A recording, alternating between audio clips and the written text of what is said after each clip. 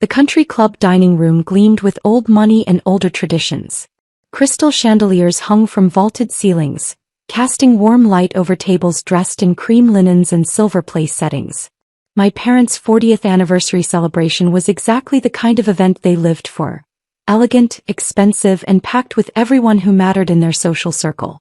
I sat at the family table in a simple black dress, the kind that was appropriate but forgettable. That had been my strategy for family events for the past 4 years. Show up, stay quiet, leave early. It worked reasonably well most of the time. Elena. My mother's voice carried across the table, sharp with forced cheerfulness. Mrs. Whitmore was just asking what you've been up to. Tell her about your little projects. Mrs. Whitmore, dripping in pearls and condescension, turned her attention to me with theatrical interest. Yes, dear. Your mother mentioned you've been quite busy. What is it you do again? I work in software development, I said simply. Oh, how modern. Mrs. Whitmore's smile didn't reach her eyes. One of those computer jobs. And are you with a major company? Google? Microsoft? I run my own company actually. My father laughed, the sound cutting through the pleasant dinner conversation. She calls it a company. It's more of a hobby really. Elena's always been creative with her descriptions of reality.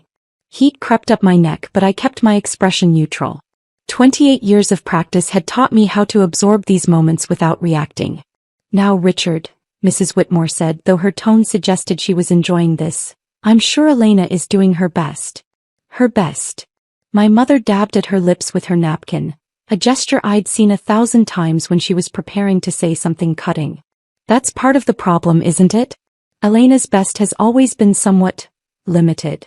Mr. Whitmore, sensing entertainment, leaned forward. What kind of software does your company work on, Elena? Artificial intelligence, I said quietly. Machine learning applications for healthcare diagnostics. My brother Jason snorted from across the table. She means she writes code in her apartment. Calls herself a CEO.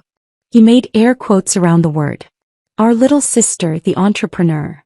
His wife Amanda giggled. That's actually kind of cute. Like a lemonade stand but with computers. It's not quite like that, I started. Elena has always had an active imagination, my mother interrupted smoothly, addressing the table at large now.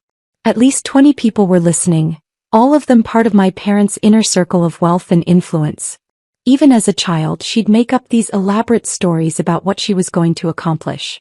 We thought she'd grow out of it. But she didn't, my father finished. 28 years old and she's still living in a fantasy world. Pretending she's building some empire from her studio apartment. It's a 2-bedroom, I said, immediately regretting the defensive tone. Oh well then. Jason laughed. 2 bedrooms. That changes everything. Forget I said anything about the lemonade stand. The table erupted in polite laughter. I focused on my dinner plate, counting slowly to 10 the way my therapist had taught me. Mrs. Whitmore turned to my mother with exaggerated sympathy. It must be so difficult, Catherine. Especially when Jason has done so well for himself. Director of marketing at his age. You must be so proud. We are, my mother said warmly. Jason has exceeded every expectation. Made all the right choices, attended the right schools, married wonderfully. She beamed at Amanda. They've just bought a house in Riverside Estates. 5 bedrooms, can you imagine? And Elena? Mr. Whitmore asked, his tone making it clear he knew the answer would be unflattering. Where does she live? The Arts District, my father said, making it sound like a slum. One of those converted warehouse buildings. Very bohemian. I like the neighborhood, I said quietly. It's central to the tech community. The tech community, Jason repeated mockingly. God, Elena, do you hear yourself? You sound like a character from Silicon Valley. Except you're not in Silicon Valley. You're in a warehouse apartment pretending to be Steve Jobs. Jason, don't be cruel, my mother said, but there was no real reproach in her voice. Your sister is doing her best. It's not her fault she wasn't born with your drive and talent. I just think it's sad, Amanda chimed in. Elena, you were always so smart in school.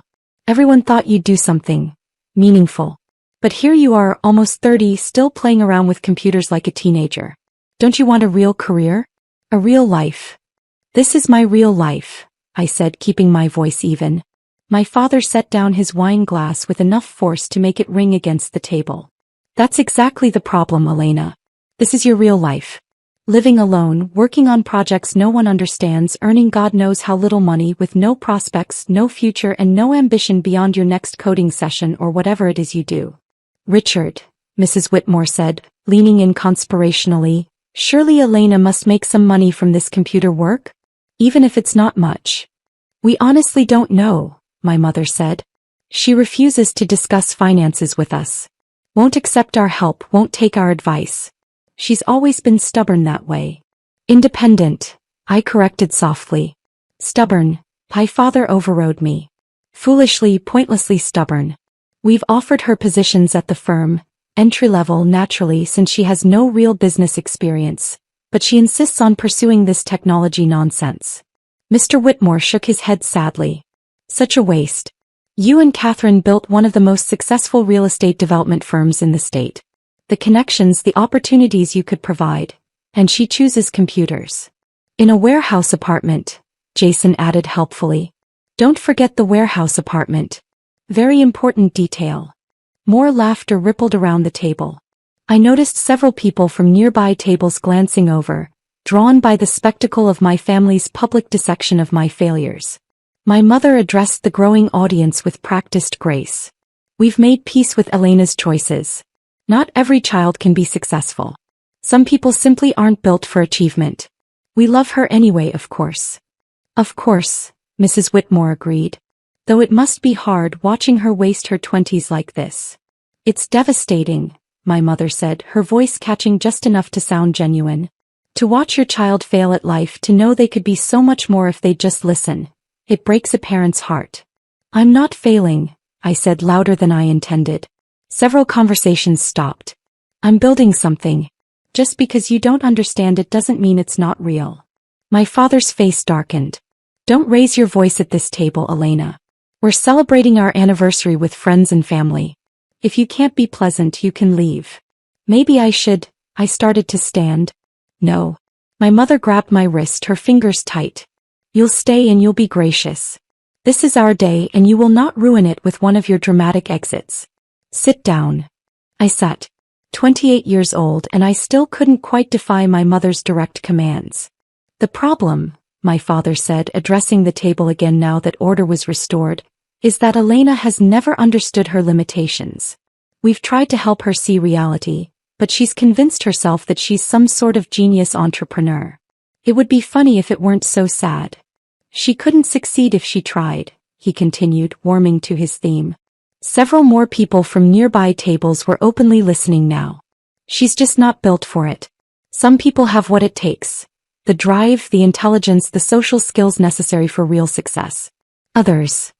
He gestured at me with his wine glass. Others play with computers and call it a career. My mother nodded along, her expression one of resigned disappointment. Such wasted potential. She could have been something. Could have had a real life. Instead, she's thrown it all away on this technology fantasy. Has she even made any money from this? Amanda asked.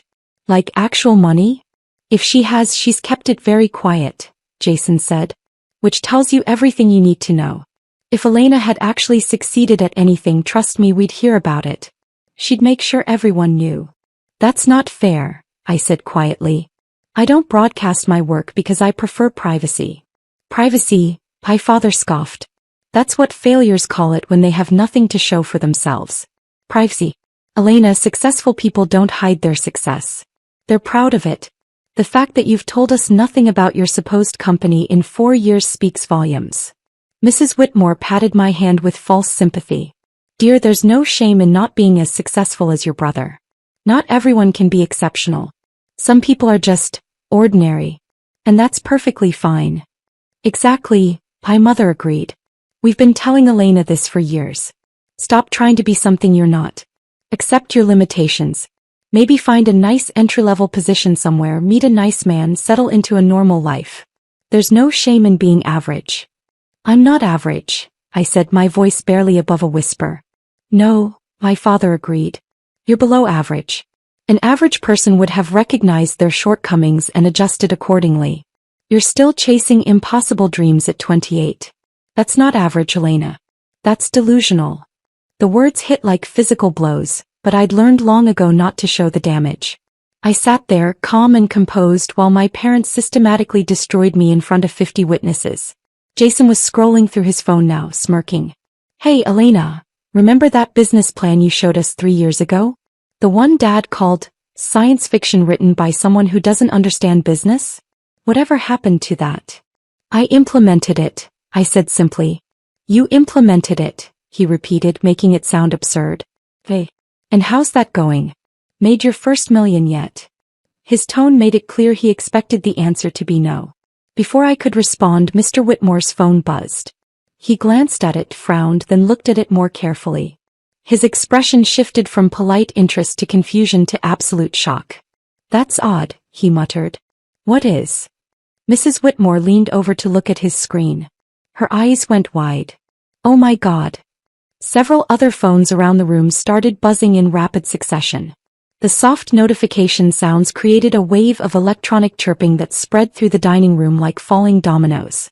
My mother's phone lit up on the table. She picked it up, read something, and her face went pale. Richard, look at this. My father took her phone, his expression skeptical. As he read, his face transformed. Confusion, disbelief, then something that might have been anger or might have been shock. It was hard to tell. What is it? Jason demanded. What's everyone looking at? More phones were coming out now. All around the dining room, people were checking notifications, reading, their faces showing progressive stages of shock. Amanda gasped audibly, her hand flying to her mouth. She'd been scrolling through her phone and had apparently found whatever everyone else was seeing. Jason, look at this. She turned her phone to show him. I couldn't see the screen from where I sat, but I watched my brother's face go from smug superiority to utter disbelief in about 3 seconds. That can't be right, he said weakly. What?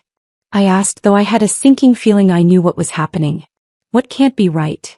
Mrs. Whitmore was staring at me now, her mouth slightly open. You're Elena Chin? Yes, I said simply. I've always been Elena Chin. No, I mean. She looked back at her phone, then at me, then at her phone again. You're Elena Chin. The Elena Chin. My mother's hands were shaking as she scrolled through her phone. This says, Richard, this says she's number 1. Number 1 on the Forbes 30 under 30 list. The dining room had fallen silent. 50 people were now openly staring, phones in hand, reading the same articles, looking at the same pictures. My father was still reading from my mother's phone, his face ashen. Forbes number 1 pick for technology innovators. Elena Chin, founder and CEO of Mediscan AI. Revolutionary diagnostic software that's transforming healthcare globally. 28 years old. Company valuation. He stopped, seeming unable to continue. $3.2 billion, Mr. Whitmore finished, reading from his own phone. Personal net worth estimated at $890 million. The silence was absolute. Jason was scrolling frantically now, his face cycling through shock, confusion, and dawning horror. There are hundreds of articles. TechCrunch, Wired, MIT Technology Review. Everyone's covering this. It went live 10 minutes ago. But that's impossible, Amanda said, her voice shrill. She lives in a warehouse apartment. She doesn't even dress nice. This has to be a mistake. A different Elena Chin.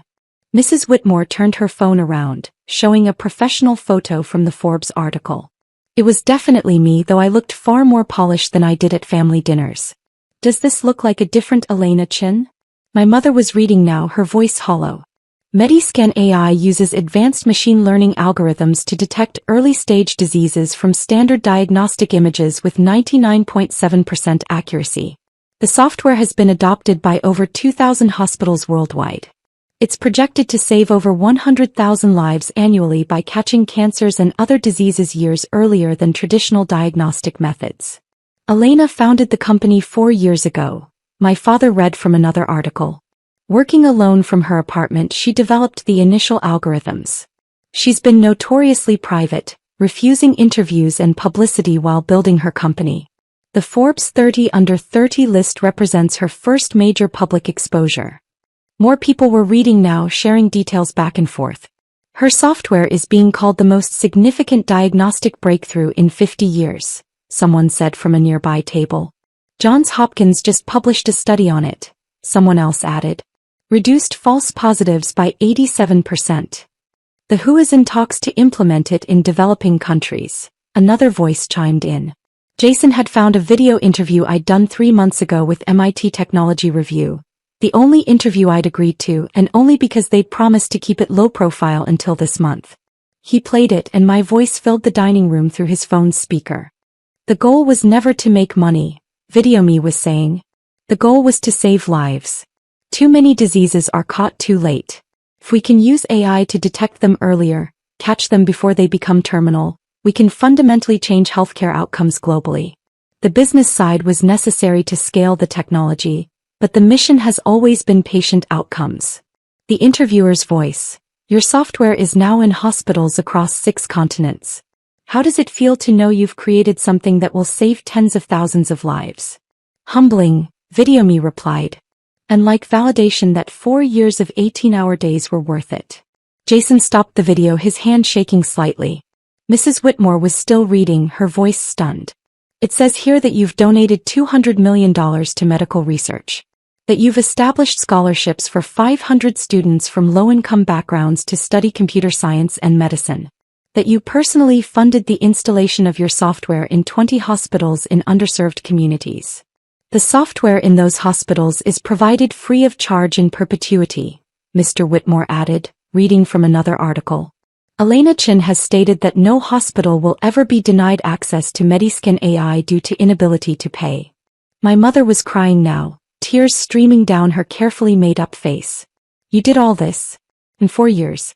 While we... She couldn't finish the sentence. My father was just staring at his phone, scrolling through article after article. His face had gone from red to white to gray. You're worth $890 million. That's just an estimate, I said quietly. Based on company valuation and my ownership stake. The actual number fluctuates. Fluctuates, he repeated numbly. Jason found another article.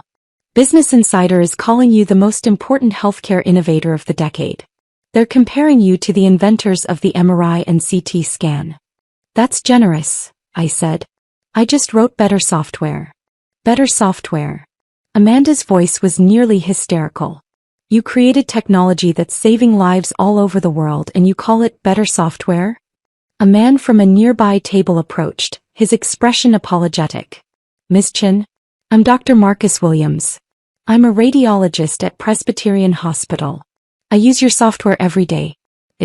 I need you to know it's changed everything. I caught a pancreatic tumor last week that I would have missed completely without Mediscan. The patient starts treatment next week. She'll survive because of your work. I'm glad, I said, and I meant it. That's why I built it. He shook his head in wonder. I had no idea you were so young. Or that you'd been working in such obscurity. The whole medical community is talking about this Forbes article. Everyone wants to meet you, thank you, understand how you did it. More people were approaching now, doctors and medical professionals who'd been dining at other tables, all of them wanting to express their gratitude, their awe, their disbelief that I was here at a country club anniversary dinner while revolutionizing their field. My mother's phone rang. She answered it numbly. Hello? This is Catherine Chin. Yes, Elena is my daughter. You want to interview us about raising such a remarkable young woman? She laughed, a broken sound. I don't think that would be appropriate. She hung up and the phone immediately rang again. She didn't answer. My father's phone started ringing too. Then Jason's. Within minutes, all of their phones were lighting up with calls from media outlets, old friends, business associates, everyone suddenly desperate to talk about Elena Chin, the daughter they'd spent the evening calling a failure. Mrs. Whitmore was still reading, seeming unable to stop. There's an article here about your workspace. They're calling it genius minimalism. You converted a warehouse apartment into a state-of-the-art development laboratory. There are photos. It's stunning. Industrial chic meets cutting-edge technology. The Arts District location provides easy access to the medical facilities I partner with, I said, echoing what I'd told Architectural Digest when they'd profiled my space. And the warehouse provides enough room for my servers and testing equipment. Your servers, my father said faintly. You have servers in your apartment. I did initially, I confirmed. Now I have a dedicated facility, but I still keep some equipment at home for after-hours work. Jason had found another article. You're being called the most influential person in healthcare technology. There's speculation that you'll win a Nobel Prize. That's premature, I said. The software needs more long-term outcome data before you win a Nobel Prize, Jason finished, his voice hollow. That's what you're worried about. Whether you have enough data before you win a Nobel Prize. The absurdity of the situation was beginning to set in. An hour ago, these people had been mocking me, calling me delusional, telling me I couldn't succeed if I tried. Now they were reading about how I'd built a billion-dollar company that was saving lives around the world. Amanda was crying now too. We made fun of you. I called it a lemonade stand. Oh God, Elena, I'm so sorry. We had no idea, Mrs. Whitmore said, though her expression suggested she was already recalculating her social position relative to mine. If we'd known what you were working on, would it have mattered? I asked quietly. If I'd told you 4 years ago that I was developing AI diagnostic software, would you have believed me? Or would you have called it another one of my fantasy projects? No one answered. My mother reached for my hand. Elena, sweetheart, I don't know what to say. We've been so wrong about you. So incredibly, terribly wrong. I pulled my hand back gently. You weren't wrong about what you could see. You were wrong about what you assumed. You saw me working from home, living simply, staying private about my work. You assumed that meant I was failing. You never considered that maybe I was just focused. My father set down his phone, his hands shaking. 4 years. You've been building this for 4 years. Every family dinner, every holiday, every event where we criticized you, told you to get a real job, said you were wasting your life. You were revolutionizing healthcare. Yes. Why didn't you tell us? I looked at him, really looked at him. At his expensive suit, his perfectly styled hair, his face that had spent the evening radiating smug superiority. When would have been the right time, Dad? At Thanksgiving 3 years ago when you told Uncle Mark I was unemployable? At your birthday last year when you said I'd never amount to anything? Today when you told 50 people that I couldn't succeed if I tried? He flinched. Jason was scrolling through his phone with increasing agitation. There's a video trending on Twitter. Someone recorded Dad's speech earlier. The part where he said you couldn't succeed if she tried. It's been shared 40,000 times in the past 20 minutes. Oh God, my mother whispered. People are not being kind in the comments, Jason continued. They're calling it the worst parental take of all time. They're memes. Someone created a gif of Dad saying she couldn't succeed, with your Forbes cover popping up at the end. My father's face had gone bright red now, anger mixing with humiliation. You could have stopped this. You could have told us, warned us. Warned you not to publicly humiliate your daughter? I asked calmly. That shouldn't require a warning, Dad. Mrs. Whitmore was trying to salvage the situation. Well, this is all wonderful news. Lena, we're so proud of you. We've always known you were special. Please don't, I said firmly. We both know that's not true. You've spent the evening calling me ordinary, telling me to accept my limitations, suggesting I find a nice entry-level job somewhere. You don't get to rewrite history now that you know my net worth. She opened her mouth, then closed it, unable to argue. More phones were ringing. The video of my father's comments was spreading rapidly, going viral in real time. Every major news outlet was now running stories about the Forbes 30 under 30 list, with me as the lead story. A waiter approached hesitantly. Miss Chin? There are several reporters outside asking for you. Should I tell them you're not available? Yes, please. Thank you. He nodded and retreated, but not before I saw the admiration in his eyes. Even the staff had seen the articles. My mother was sobbing openly now, mascara running down her face. How can you be so calm? We've said such horrible things to you. Such cruel, ignorant things. Because you've been saying them for 4 years, I replied simply. I'm used to it. I stopped letting it hurt me a long time ago. That's worse, she said. That's so much worse. You stopped caring what we thought because we treated you so badly. I didn't disagree. Dr. Williams approached again, phone in hand. Miss Chin, I hope I'm not intruding, but I just spoke with the head of radiology at Massachusetts General. They're using your software and they wanted me to pass along their gratitude. They're catching cancers 2 to 3 years earlier than they were before Mediscan. The patient outcomes have been extraordinary. I'm so glad to hear that, I said genuinely. That's exactly what I hoped would happen. I also wanted to apologize, he said, glancing at my family. I couldn't help but overhear some of the conversation earlier, before the Forbes article dropped. I think everyone here owes you an apology. They owe me nothing, I said. They spoke what they believed to be true. They didn't know what I was actually accomplishing because I chose not to tell them. That was my decision. Why? Jason asked suddenly. Why didn't you tell us? Really? I looked at my brother, at his expensive suit and his smug expression that was finally cracking. Because I needed to know who you all really were. Who you were when you thought I had nothing to offer you. When you thought I was a failure with no prospects and no future. And now I know. What do you know? My mother asked, her voice barely a whisper. That your love is conditional, I said simply. That your respect has to be earned through success that you can understand and quantify. That I'm only valuable to you when I'm worth $890 million and featured on Forbes covers. That's not fair, my father said, but his voice lacked conviction. Isn't it? I gestured around the room. An hour ago you were telling everyone I was delusional. A failure. Someone who couldn't succeed if I tried. Now you're crying and apologizing and trying to claim you always believed in me. The only thing that changed is your knowledge of my net worth. Amanda found another article. CNN is running a segment called The Warehouse Billionaire. They're talking about how you revolutionized healthcare while living in obscurity. People are calling it the greatest underdog story in modern business. I was never an underdog, I said. I knew what I was building. I knew its value. Just because other people didn't see it doesn't mean I didn't. The country club manager approached, looking flustered. Mr. and Mrs. Chin, I apologize, but we have a situation. There are approximately 30 reporters outside now. They're asking for Ms. Chin. We're trying to keep them from entering, but... I'll leave, I said, standing. I don't want to cause more disruption to your celebration. No. My mother grabbed my arm. Please, Elena. Stay. We can talk about this, work through this. Work through what? I asked gently. Mom, you spent the evening telling your friends that I was a failure, that I'd wasted my potential, that I couldn't succeed if I tried. Those words came from somewhere real. The Forbes article doesn't erase them.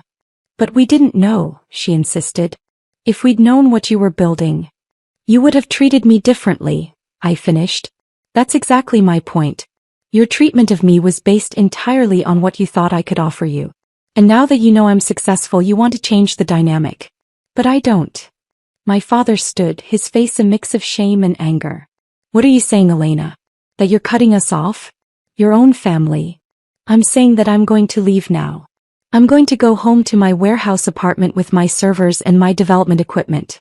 I'm going to continue working on the next generation of Mediscan, which will detect neurological diseases even earlier. And I'm going to think very carefully about what role, if any, this family plays in my life going forward. You can't mean that, Jason said. We're your family. You're people who share my DNA, I corrected. Family is supposed to support you, believe in you, give you the benefit of the doubt. You've done none of those things for 4 years. You've mocked me, dismissed me, and publicly humiliated me repeatedly. The Forbes article doesn't change what you've done. It just makes you regret it. Mrs. Whitmore tried once more. Elena, surely you can forgive a few thoughtless comments. Your parents love you. Do they? I looked at my mother, at my father, at their faces showing shock and shame and desperate calculation. Because from where I stand it looks like they love my net worth. They love the idea of telling their friends their daughter is on the Forbes 30 under 30 list. They love the status I can bring them now. But me? The person I actually am? I don't think they've ever loved that. My mother's sobbing intensified, but I felt oddly calm. 4 years of hurt and dismissal had built up a protective shield that even their tears couldn't penetrate. I pulled out my phone and sent a quick text to my security team. They'd been on standby since the Forbes article dropped, knowing this might happen. My car will be here in 2 minutes, I said. Security will help me through the reporters. I'd appreciate it if you'd all give me some space for the next few weeks while I figure out what I want to do about this situation. Elena, please, my father started. I need to go, I said firmly. Congratulations on 40 years of marriage. I hope you have many more. I walked toward the exit and the entire dining room watched me go. 50 people who'd spent the evening watching my parents tear me apart, now watching me walk away from them with quiet dignity. As I reached the door, Dr. Williams caught up to me. "Miss Chen, one more thing. My daughter is studying computer science at State University. She wants to work in medical technology. Would it be possible? Could she perhaps reach out to you for mentorship or advice?" I smiled, the first genuine smile I'd managed all evening. "Have her email me through the company website. I make time for students who are serious about using technology to help people." "Thank you," he said, his voice full of emotion. "Thank you for everything you're doing. You're changing the world." Outside, my security team was waiting. They formed a protective barrier as reporters shouted questions. "Miss Chen, how does it feel to be #1 on the Forbes list? Elena, can you comment on the video of your father's statements? Is it true you developed Mediscan entirely alone?" I didn't answer any of them, just walked calmly to my car. A Tesla Model X, practical and efficient. Not a billionaire's typical choice, but I'd never cared about typical. As we pulled away, I looked back at the country club. Through the windows, I could see my family still sitting at that table, surrounded by people whose opinions they valued more than their daughter's well-being. My phone was exploding with notifications. Interview requests from every major media outlet. Speaking invitations from conferences and universities. Messages from colleagues and competitors, investors and advisors, all of them wanting to congratulate me or attach themselves to my sudden public success. One text stood out from Dr. Rachel Martinez at Johns Hopkins, one of the researchers who'd helped validate my software. "Saw the Forbes article. Congratulations on finally getting the recognition you deserve. Also saw the video of your father. I'm so sorry. You deserve better. If you need anything, call me." I typed back, "Thank you. Okay. Just ready for this day to be over." Her response came immediately. "Want to grab coffee tomorrow and talk about the next phase of the neural detection algorithms? Work is always a good distraction." I smiled. "Yes. That sounds perfect." Because that was the thing, the work was real. The lives being saved were real. The hospitals using my software, the patients being diagnosed earlier, the families who'd get more years with their loved ones because a tumor was caught in time, that was all real. My family's sudden recognition of my worth? That wasn't real. That was just reaction to a Forbes article, to a net worth estimate, to public validation they couldn't ignore. I'd built something meaningful while they were calling me a failure. I'd changed an entire field while they were suggesting I get an entry-level job. I'd saved lives while they were telling everyone I couldn't succeed if I tried. And now they wanted to claim pride in my accomplishments, to bask in reflected glory, to tell people they always knew I'd be special. But I knew the truth. And so did 50 witnesses who'd heard every word they'd said before they knew who I really was. My phone buzzed again. A text from my mother. "Please come back. We need to talk. We love you." I stared at the message for a long moment, then turned off my phone. Tomorrow I'd deal with the media storm. Tomorrow I'd figure out how to maintain the privacy I'd worked so hard to protect. Tomorrow I'd decide what boundaries to set with my family and whether those boundaries would include any contact at all. But tonight I was just going to go home to my converted warehouse, pour myself a glass of wine, and review the latest test results from the neural detection project. Because that work, that difficult, complex, world-changing work, that was what mattered. Not Forbes lists or family approval or net worth estimates. The work was what mattered. It always had been. And unlike my family's conditional love, the work had never let me down.